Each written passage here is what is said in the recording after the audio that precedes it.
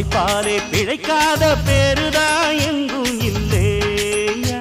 அரஹோயா அர சாமியோ சாமி அப்படி இருந்துட்டா காமி.